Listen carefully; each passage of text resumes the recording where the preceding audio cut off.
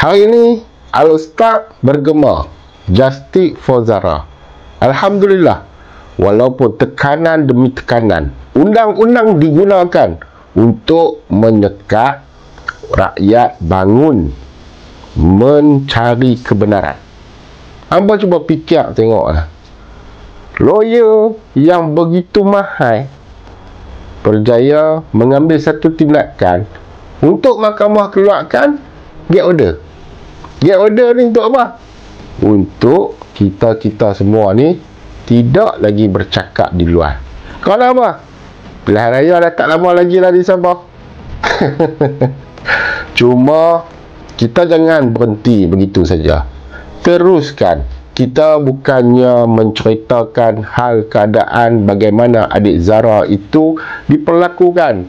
Kita cuma nak minta, kita berhimpun beramai-ramai, munajat, memohon kepada Allah untuk diberikan jalan petunjuk penyelesaian masalah.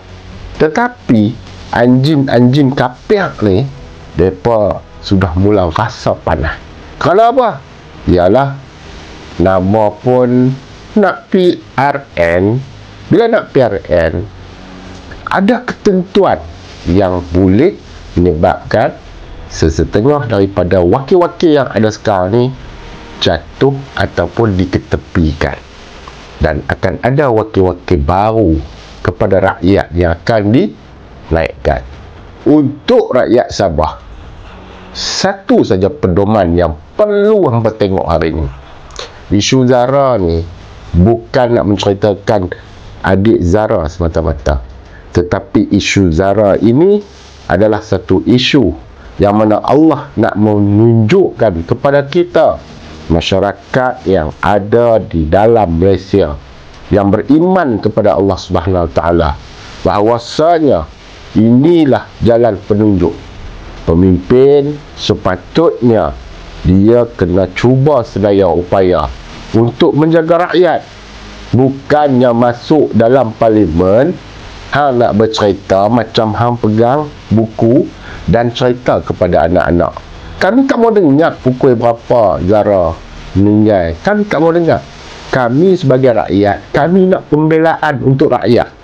Rakyat Sabah, ingat, mana-mana parti yang bersekongkol dengan Pakatan Harapan, jangan diambil sebagai pemimpin hampa. Kalaulah perkara ni masih lagi berlaku di Sabah ataupun Sarawak, senang kata Borneo, apakah nasib anda semua akan terbela? Ingat, benda yang jadi sekarang ni adalah iktibar untuk anda. Apa-apa pun, teruskan usaha untuk kita jatuhkan rejim Zionis yang bercawangan di tanah Malaysia.